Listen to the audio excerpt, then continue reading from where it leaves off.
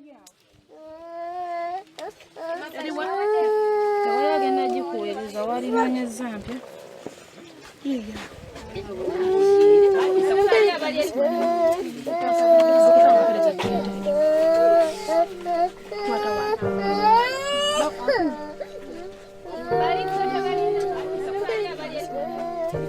get asked all the time, why did you start Soul Hope? And really it began one day when I was doing some research on the internet about adoption, and I came across a video detailing the plight of jiggers in Eastern Africa.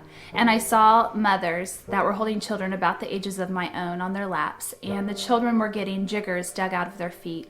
A jigger is a parasite, a sand flea that burrows deep inside the child's foot and is very painful and debilitating. And as I watched this, I just wondered what it was that I could do to help. And so it was at that moment I knew that I could call it somebody else's problem, or I could do what I could to help the situation. I had no idea what I was going to do, but I knew that I had to do something.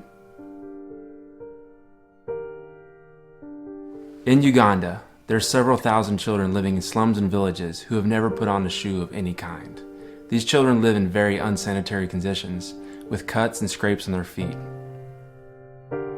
Jiggers get into their feet, under their toes, and in the webbing of their feet, and lay eggs. These eggs continue to multiply until the child can no longer walk, can no longer go to school, can really no longer be a child. For those who have jiggers, the only way to remove them is with something sharp like a pin or a thorn, and often this pin is used between several children, further spreading diseases like HIV/AIDS. You know, here's the thing. Many of these children can't take care of themselves, and a lot of their caregivers think that this is a result of witchcraft, and all think the problem is unsolvable. We believe there is hope.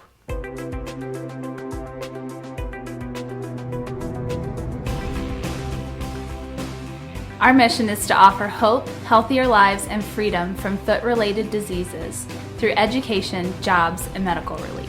By teaming up with groups already working in communities and removing jiggers through medical intervention, educating children and caregivers on how to remove and prevent future outbreaks, spraying the homes and schools to kill the jigger's eggs, and teaching the art of shoemaking to many, then placing these shoes on the feet of children in need.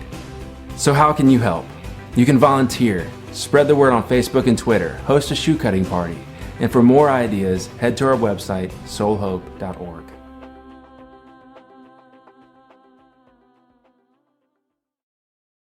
Or you can be a part of Legacy Church and make a difference in these little kiddos' lives. We are going to get the privilege of putting shoes on toddlers that wear size 13 shoes. And we're going to get the privilege of caring for them in a very special way, in a way that, from a tangible standpoint, perhaps maybe one of the most tangible ways that they can experience the love of God the Father in their lives. Because they're being told time and time again that God loves them and He's going to care for them. And you have to imagine that probably in their own minds they're thinking, really? And I'm so thankful that we get to do something about it. So in 2 weeks, it's our Soul Hope. We're calling it BeTheChange. It's the night to be the change. We don't want to just talk about making a difference on our planet. We want to make sure that we're not only making a difference locally, but we're also making a difference globally. And so we're not called just to go in Round Rock and baptize in the name of the Father, the Son, and the Holy Spirit. We're called to go all over the world, in all nations, and to proclaim the good news of who Jesus is. And we get the privilege of doing that in a very tangible way. Right now, we've got a team that's in Kenya right now. So Kenya, Africa, we're going to be in now Uganda 2 weeks from now as we put these shoes together for Ugandan kiddos. And so I'm grateful. You guys remember that we also have an orphanage that we care for in India as well, just outside of Orissa. And so don't worry, we've not forgotten them. We just are expanding our scope. And we're just not going to just be in one area, we're going to go to multiple. And we're looking forward to being in Cuba soon, hopefully. And we're looking forward to continue the impact and the footprint of Legacy Church all over the globe. And so it's exciting stuff. Here's the thing we got to remember though, is that as we're doing these things, we got to make sure that our mind is right. And the reason that I say that is centuries ago, God was very concerned about His people because they were trying to get His attention in ways that they thought were the right way. And they were trying to please him in very specific ways, living out this life that they thought he longed for them to live out. They were engaging in all kinds of religious activities, somehow trying to earn God's favor. In fact, one of the things that they were doing was fasting. And they were fasting because they thought maybe this would cause God to pay attention to them and to listen to them. And in some way for them to deny themselves food and deny themselves certain things, perhaps maybe that would give God a reason to focus in on them maybe more than other people. The problem is that their motives were confused. You see, God's attention is on us. God is longing for us to say, we love you and when we're here for you. And so God is here. It's not that we do anything in order to receive God's love. It's not that we do anything for God to love us anymore. There's nothing we can ever do that makes him love us any less, right? And so the thing we have to remember is that our motives have to be pure in why we're doing what we're doing. The book of Isaiah tells us that this group of people who loved God tells us that they were, at the same time they were fasting and trying to get God's attention, they were also exploiting their workers. They were fighting with other people within the community. And they were just being unjust. They were being unkind to a lot of people. So you can see this out of balance community that, make no mistake, they loved God, but their motives were just off. So I want to read to you tonight what God had to say to them. We're going to be in Isaiah chapter 58. We're going to start in verses 6 through 9, then we're going to skip on over to 11 and 12. So God says these words. He says, "Is not this the kind of fasting I have chosen?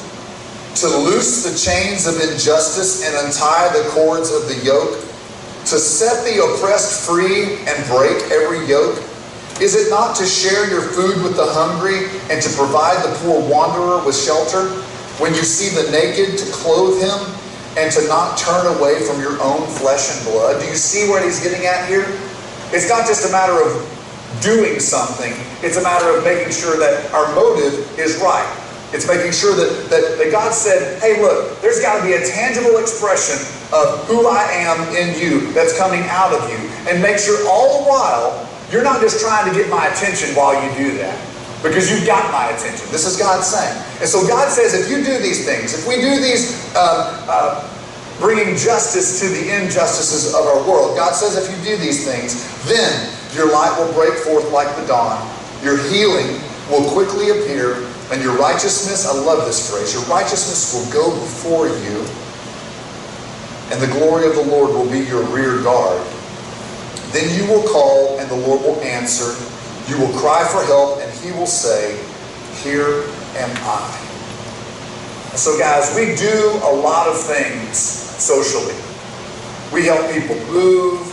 We feed a lot of people in this area. We are buying and selling possessions to give to those who have need. We are living out this gospel message in a lot of ways. One thing that's really important we do along the way is check ourselves. We check our motives as to why we're doing what we're doing. And I know that for the vast majority that are sitting in this room tonight, the motivation is we want to be close to the Lord. First and foremost, understand, God is close. He is right here. He is with you no matter what your circumstance is, and he is here to bring hope, to bring healing, to bring good news. He's here. You don't have to do anything to earn his favor. He longs to pour his favor on you. Are we clear on that? Because that's an important one for us to just grasp. We're not trying to do enough good work that God says, hey, way to go. Now I'm paying attention to you. No, God always pays attention to us. But God does say these words. And this is where it kind of comes down to the meat and potatoes of tonight. God does say, if you want to be close to me, then do these kind of things that he's just talking about here. Bring justice to the injustices. Do these kind of things, and then he says, you will be like a well-watered garden. You will be called repairer of broken walls, restorer of streets with dwellings. And so guys, you have to understand, there's a big picture here that God longs for. And his dream for us is far bigger than our dream for ourselves. And we have to make sure that we wrap our minds around what God has in store. And however big we can dream, the reality is His is exceedingly and abundantly more than we can ask or even imagine. And so guys, yeah, we're going to get to put some shoes on some kiddos in a couple of weeks. We're going to get to put all of the pieces of the puzzle together in order to give care and to help these kiddos no longer have these bugs that become debilitating in their flesh. And we're going to make sure that they've got clean supplies in order to do this with. We're going to make sure that they're able to pay the workers that are putting these shoes together so that their families are going to be supported. It's going to be a really cool thing. And there is going to be the cords of the yoke to be untied and the chains of injustice to be loosened, to set the oppressed free, to provide for the poor wanderer, to share food. Those things are going to happen. And man, doesn't it sound nice to think that at the end of your life you look back, and wouldn't this be a great phrase to know that when God sees you, He sees a repairer of broken walls. He sees a restorer of streets with dwellings. He sees a healer. He sees the one that the righteousness went before and God the Father was the rear guard. Isn't that amazing to think about that being a descriptor of our lives rather than a person who worked really hard? I mean, I would much rather, be referred to as this. And so, it's with this in mind that we push forward into the next 2 weeks.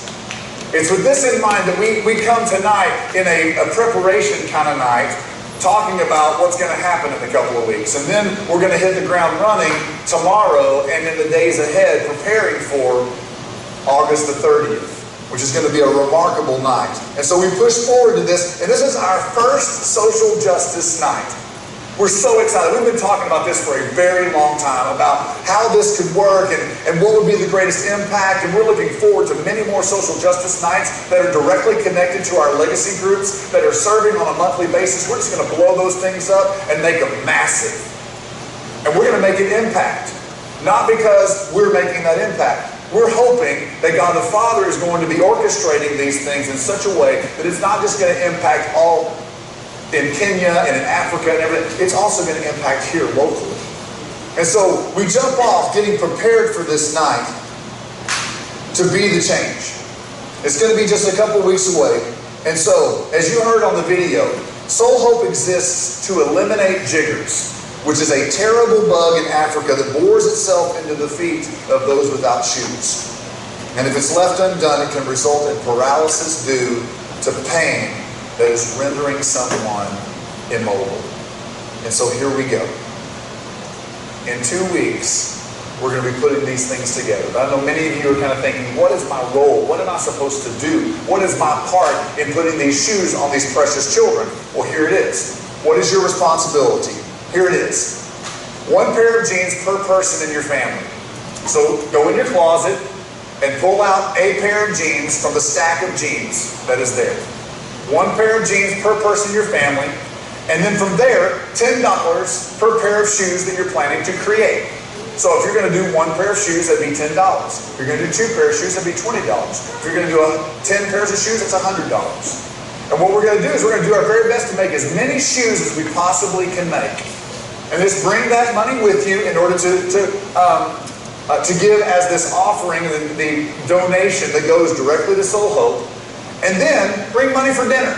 We're going to have Hat Creek. Their food truck's going to be out here. We're going to eat Hat Creek that night, so bring some money for dinner.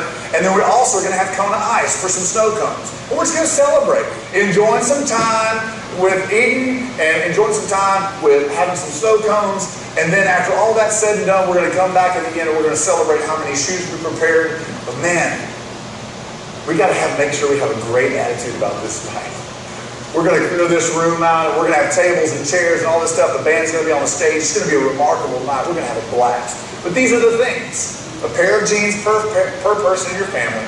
$10 per pair of shoes that you're planning to create. Money for dinner and snow cones, and then a great attitude, for sure. And so, you guys, that's it. That's it. I know some of you are thinking, you know what, I know there's a whole lot more going into this night, though. I know there's probably some other things that may be needed. And you are right. But here's the deal. If we do nothing else, this is it. This is our goal. And we want to make sure that we do this. And then from there, we're going to help you know exactly how to cut everything and how to do everything so that the greatest impact can be made. We don't waste jeans in the process, for sure. And so here we go. Before the night, between now and then, we've got some stuff here, okay? We've got some stuff that we need to work on. So some of you guys have way more than that number of blue jeans that perhaps you could bring. We're going to have a lot of people here that are guests on that night. And so perhaps maybe there is somebody here that may not have a pair of blue jeans to bring with them. And so some of you guys who have some extra blue jeans, then just bring those by the office. Let those be a part of kind of your contribution to this night. And let's have some additional blue jeans that are ready for anybody who may not have any, but they would like to participate in the night.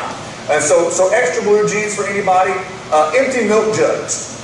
So you guys, I know y'all go through a ton of milk. All right? So any empty milk jugs you have, please hang on to those things. And then you can either bring them here next Sunday night or just bring them by the office anytime throughout the week, of course. Leave them on the porch if it's after hours, any of those kind of things. Just bring them by, okay? Empty milk jugs. We need a ton of them because those are what are going to form the heel for these shoes, is the empty milk jug. And so we cut out certain shapes that come out of that make the heels. So we need empty milk jugs. Empty cereal boxes. Those are going to be the things that give us the template that we're going to place down on the jeans and outline around before we cut out the jean material. So we need empty cereal boxes. And so if you guys who go through cereal, just hold on to the cereal box and either bring it next Sunday night or bring it by the office anytime during the week.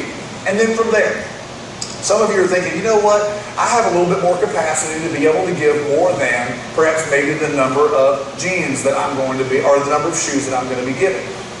There are some folks who are not going to do the $10 donation, and so please, by all means, give towards this event and do more donations so that we can kind of offset. What we're doing is we're trusting God to do this. We're trusting God with the extra blue jeans that it balances everything out. We're trusting God with the additional $10 that everything balances out. So that when we send this to Soul Hope, we're not just sending them a bunch of shoes, we're also giving them the resources to be able to pay the people who are going to put these shoes together in order to feed their family, and then they're going to be able to take those shoes and put them on the feet of these precious little size 13-year-old kiddos.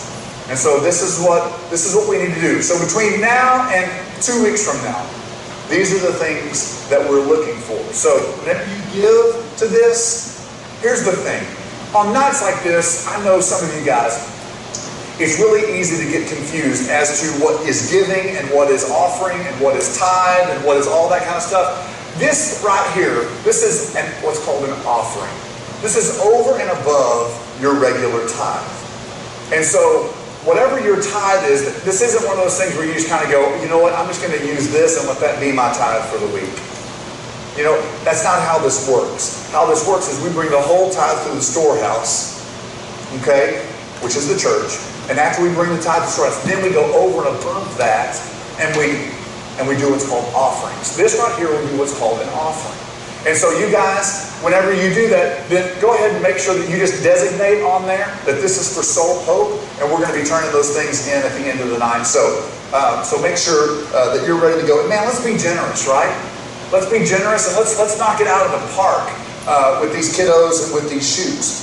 Then from there, there's even some more bonus items. I know some of you guys are thinking, there's got to be more to this night than that. Well, there is, because there's medical supplies that are needed overseas. There's all this stuff. And so we're going to be using Sharpies for the night. I think, Sharpies, large safety pins, which is what pulls the jiggers out of the feet, which, oh my gosh, can you imagine? God. Surgical gloves for cleanliness, of course, cotton balls, medical tape, Neosporin or some antibiotic cream, gauze, Band-Aids, Man, kiddos need stickers. Kiddos, y'all like stickers? Especially after you finish the doctor's office. Man, heck yeah, we need to give them some stickers. And so let's make sure we load them up with stickers. And then we have had some requests. You guys have said, you know what, we got a ton of extra shoes that we're not using anymore. And this is not the goal of the night, but this is a byproduct. And so if you have just a ton of shoes and you want to bring them that night, we can repurpose them. There's an organization called Souls for Souls that we can go ahead and ship those to, so that they can get those on some people that need some shoes as well. And so that's not for Soul Hope, but if you've got some shoes that you want to bring, feel free to do that. We'll make sure that those get to the right place for sure. So these are bonus items. And so guys, there's a lot going on here, right? There's a whole lot. Don't worry. All of this stuff is available on the Legacy Church Facebook page that has the information. We also have a landing page on our website for this Soul Hope night. And so you can get all these things. So if you didn't write all this down or anything like that, don't worry. Just you can go there and be able to get those things. So here's the thing, guys. These are the things that will ensure that this night is a huge success. This is the thing that's going to make sure that this night is one of those nights that, man, we don't just do something. We do something really, really well. And we live out this being the change in a way that's very, very tangible for the people over in Uganda. Now, here's the thing. You guys know that as amazing an impact as that is, it's not the primary purpose of our night, is it?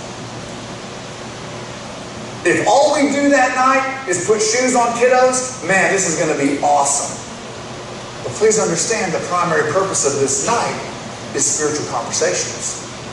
The primary purpose of this night is spiritual conversations with people that are in your network that are either far from God or who are sojourners, which is somebody who is spiritually curious. And so these are folks that you've been building relationship with, some of you perhaps for years, some of you perhaps maybe for a month or so. Could be co-workers, could be family members, it could be people from your soccer team or your child's soccer team or basketball or football or whatever it is. It could be whatever your network looks like. These are people from that network of influence there. And we want to invite them to this night with the sole purpose that, man, we're all drawn to making a difference in this world. We long to be the change. There are people in this area that are more socially minded than ever before.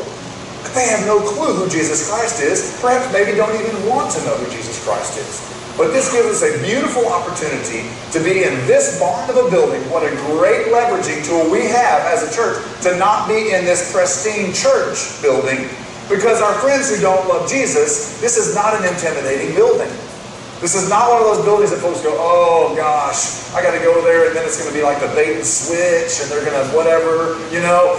No, they're going to be able to come in here and it's going to be an unobtrusive place so that we can genuinely sit down, we can enjoy a night, we can eat food together, and we can have a conversation that is seeking truth. Now, obviously, I know some of you guys are sitting here going, man, that sounds an awful lot like an evangelism strategy. Well, the truth is that don't we want people to live life to the fullest? Yes, we know that happens through Jesus. But understand, this is not the night where you're trying to hard sell your friends that they need to be like you. We count on God to be the truth maker. We count on God to be the one who changes hearts. That's not our job. Our job is to tell the story. Tell our story. Look at this here. We come together and we have this night and we ask questions in order to spool up spiritual conversation. Or don't worry. We're going to talk about how to do that here in just a second. This is not one of those things that's just weird and goofy. And what we want to do is we want to seek common ground. And we want to make sure that we meet with the common ground being, man, we all want to do something that is bigger than ourselves. We all want to do something that makes an impact on the globe, on this wonderful world, and on this wonderful earth that we live on. And so, here's the invitation plan. The invitation plan is very specific here. We want to share this event via Facebook or Twitter. So some of you guys do the Twitter thing, some of you guys do the Facebook thing, some of y'all don't do either of it. It's okay. If you're on either one of those things, this is the time to share those things. And then from there, we want to invite folks that are in our networks with a personal invite. You see that number one? That's just the thing that gets the word out. That's all that is. That's not actually an invitation. When we click invite on Facebook and then we select 250 or 300 or whatever people, that's not an invite. That's just getting the word out. That's all that is, okay? And so this here, then we want to take and go, okay, you know what? Of my 12, right? In my network. Of my 12 in my network. Those folks who don't know Jesus, who are far from God, or are spiritually curious as a sojourner, make a personal invitation to them. And say, man, come on and come with me this night. It's going to be a really, really cool night. We're going to make a difference in the world. It's going to be awesome. It's going to give you an opportunity to have another spiritual conversation that I'm quite sure you've already been having. If you do not have anybody in your network that is a believer, or excuse me, that doesn't know Jesus, that's far from God or a sojourner, this is a beautiful night because on the weekend before, there's an article that is released in the Austin American-Statesman that is going to be publicizing this event. And that night, it is going to spool up some interest, and there are going to be people here that none of us know. And so if you don't have anybody in your network that is far from God or spiritually curious, this is your night. We're giving you the beautiful opportunity that through your church, we're giving an environment in which you can rub shoulders and meet people who don't know Jesus. But what it requires is you getting outside of yourself. We have to get outside of ourselves and kind of put ourselves out there to meet some people. And so we're having a mixer. 2 weeks from now, it's a mixer. Who knew, right? So we've got that happening. But number two, obviously, please invite personally. Pick up the phone and call.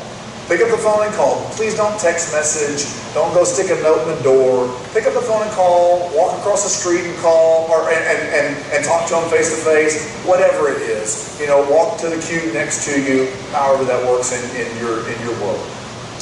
And then from there, you guys know we talked about this last week, but we want to make sure that the purpose is clear to all of our friends who are not a part of Legacy Church, but they love being a part of these kinds of nights because they understand who we're supposed to be as believers, and they long to make a difference. And so they long to be the change. And so we're going to have folks here that are not a part of Legacy, but they love nights like this. If you could do a huge favor, and when you're on the Facebook page, you see who has said that they're going to be here that night, take just a moment and look through that list and see who you know. See who perhaps is a good friend of yours. And you say, you know what, they're not a part of Legacy, but man, I know they dig these kind of nights, and it's going to be awesome that they're here. Just pick up the phone and make a phone call to them and help them understand what the night's all about. And let them utilize their networks that they have to bring people who are far from God or who are sojourners here that night as well, so that they're leveraging this event for kingdom growth as well. And so we want to make sure that we do that. And so we want to make sure that we make the purpose clear to people who are interested that are already believers. It's not that they're not welcome. We just want to make sure that we know that the definition of success for this night for us is the number of people we have here that don't know Jesus. That's the measure of success for us. If we have 300 people here and 298 of them are believers, this is not a successful night. Everybody got me? Okay. So we know that we're defining success by who's here that doesn't know Jesus. And then it's going to be pretty cool from there. And so we get to what the night looks like as far as our conversation plan is concerned. Here it is. Whenever you're in a conversation with somebody who is far from God, one of the things you've got to do is seek common ground. We want to always make sure we seek common ground. We're going to trust the fact that at some point, God is going to make that common ground Jesus. That's what our hope is. But it doesn't start that way. It may be soccer, it may be whatever. The common ground for this night is people being motivated to make a difference on planet Earth. And we got people all over the place that want to do that, and they're going to be here that night. And so we want to make sure that we ask questions like, what brought you here tonight? Now, obviously, if you were the one inviting them, please don't say what brought you here tonight. I'm so surprised you came. I invited you. I didn't think you'd ever show, you know. No, that's what that says, you know. I mean, come on. But if it's somebody that you're meeting for the first time and you're networking with them, and man, what brought you here tonight? Perhaps maybe somebody that's in your network, a good question to ask them is, are there any other organizations that you're involved with that's kind of like this? Do they do this on a regular basis, or is this something that's a kind of a one-off for them? That's a great way to just have conversation. And then listen. Listen to the answer without thinking about how you're going to respond.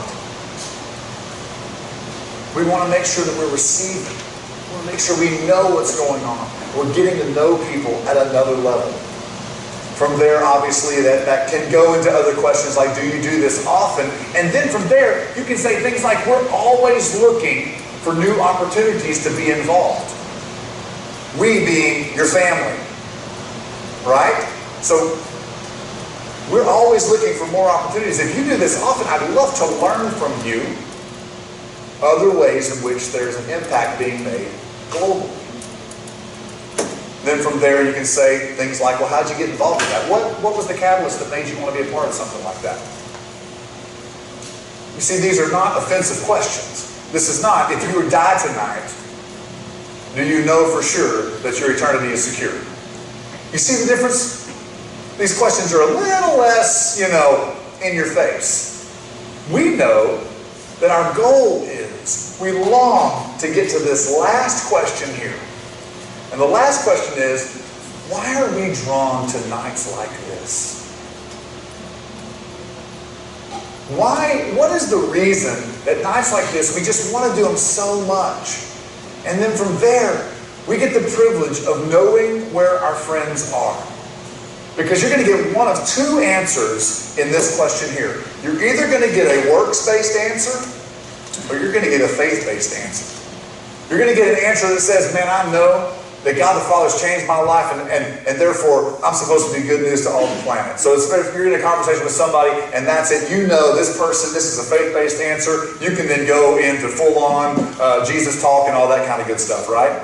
So gates are wide open, go get it. Person says, you know what, I just know that I need to do as much good as I can do. Oh, okay, so there's an earning maybe that's trying to go on. You know what? I want to make sure that I don't know. There's just a whole lot of bad stuff going on in this world, and I know I'm supposed to do some good stuff. Okay, cool. And then you can ask some questions on the other side of that are what other things are you interested in? Those kinds of things, and just have conversation. The goal is spiritual conversations, and guys, these are spiritual conversations. Because it's important for you to know. If you've got folks that are coming here that you're not quite sure maybe where they stand, what a beautiful night for you to know now how to pray for them. For you to know how conversations moving forward, based upon whatever's going on, when they ask questions, you now know perhaps maybe some insight into what questions they may be asking you, which then kicks the door wide open for you to get the privilege of sharing your story. So guys, remember, this night is not a night that we're trying to convince someone to be like us. This is a night that we genuinely want to seek common ground with the sole purpose for God the Father to be the one that changes hearts. Whether it's the first of many conversations to be had, or whether it's the 150th conversation that you've had in the process. And tonight is another beautiful conversation that you get to have, knowing full well that in the months ahead, there's going to be more conversations to be had. And so this is where we've got a follow-up plan. In the month of September, we're going to be talking about loving where we live. How to be amazing neighbors to our neighbors. Literally our neighbors. But obviously we also know that our neighbor could be somebody that's in the cube next to us. Could be somebody that's down the hallway, at the office. Could be somebody that literally is next door to you, or maybe a couple of streets over. A neighbor can be a lot of different things. And so we're going to love where we live. And we're going to love our neighbor as we love ourselves. And we're going to work on that from September. Obviously, we've been working on that for a long time. But we're going to work on that from September all the way to the spring. And then there's going to be this massive campaign of all the churches in Williamson County, Travis County, collaborating together in order to try to help this area be an even better area to live. And we're going to be sparking spiritual conversations through all of that as well, which is going to give you even more opportunity to have those conversations with your network. So guys, you can see, this night is not an easy night in the sense that we're going to just come, cut out some jeans, and go get it. You know, this night has a lot more layers to that.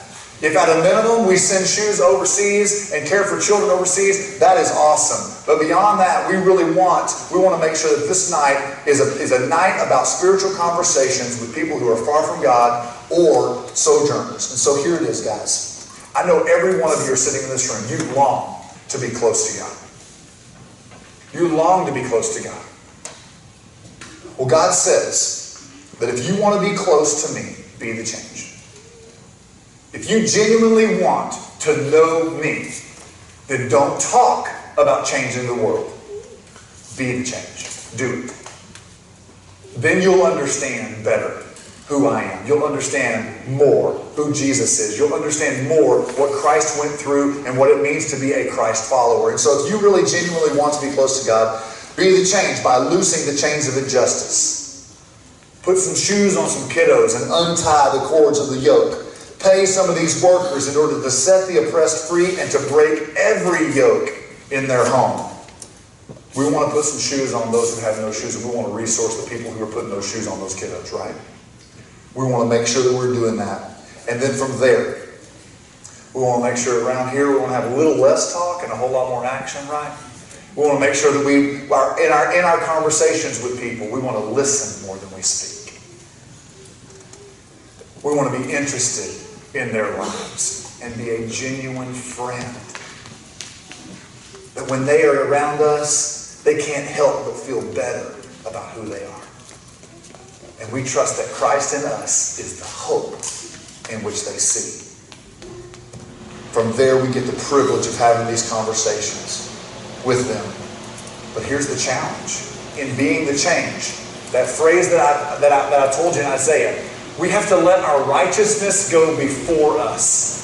Which means, please be in prayer before you reach out and invite. Please be in prayer for how you're going to talk to your neighbors. Please be in prayer for how you're going to invite folks to this night. Please be in prayer for the conversations you're going to have. Because we've got to make sure, man, Lord, please let righteousness go before us so that we're not trying to be somebody we're not. Because if you try to be somebody you're not on this night, you're going to screw the whole thing up. And it's going to cause even more questions in your friends' minds. It's going to cause even more questions. And the enemy is going to use it as a footstool to separate these people from God. And so guys, we have got to make sure that we're asking God to go before us and let our righteousness go before us. And one of the greatest ways we do this, guys, and I'm almost done, one of the greatest ways we do this is to honor our guests. We're going to have people here in 2 weeks that they get preference. So when you come, there's going to be excitement about this night. There's a chance that we're going to have so many people here that night that some of you may not get to cut out any of the jean stuff that night because you're going to need to give your place to the guests. There's a chance that night we're going to have so many people here that night that you're not going to get to eat because you're going to need to make sure the guests go first. Now we're hoping that we're going to have plenty of food, but there's a chance, you never know. But we got to make sure that our minds and our hearts are right, that we are here to serve. Not just to serve the kiddos in Uganda, but we're here to serve whomever God longs to bring here that night and enter into a loving, caring relationship, if at all possible, with them. And so for that night, guys, we've got to make sure. You guys will remember our parenting conference a couple of years ago. When we honor, what is honor, right? We treat them as special. What else? More than is asked. Say again? More than is asked. All right, there we go. We go beyond expectation. And then the last thing is we do it with a good attitude. We want to treat people as special. We want to go beyond minimum expectations, and we want to make sure that we do it with a good attitude. And so, as my wife calls it when I get hungry, this is low blood sugar cranky butt syndrome, right? You know, LCB, blah, blah, blah, whatever. She can say it really quickly. Happens to me a lot, apparently. On that night, I'm going to have a little backup plan. You know what I'm saying? I'm going to have a little backup plan. So for you guys, what a beautiful teaching moment for your children. On that night, it may be that we need to make sure that our children understand you are not going to get to eat Hat Creek tonight. Because there are guests here that are going to get to eat Hat Creek before us. You may not get to cut any out. So do you see what needs to happen between now and then? Please prepare your children.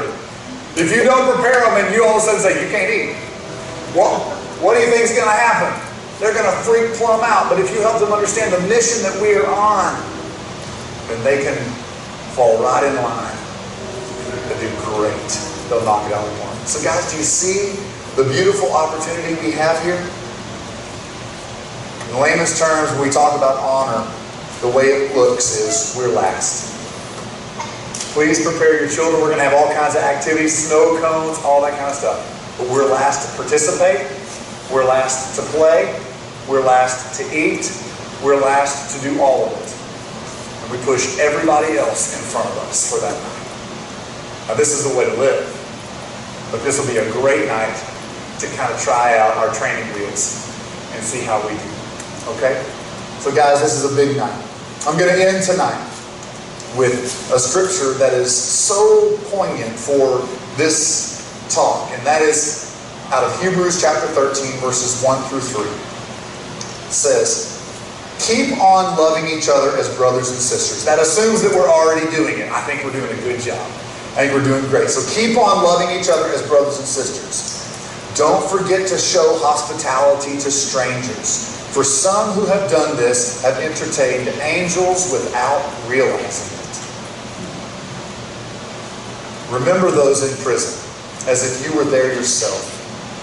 Remember also those being mistreated, as if you felt their pain in your own bodies.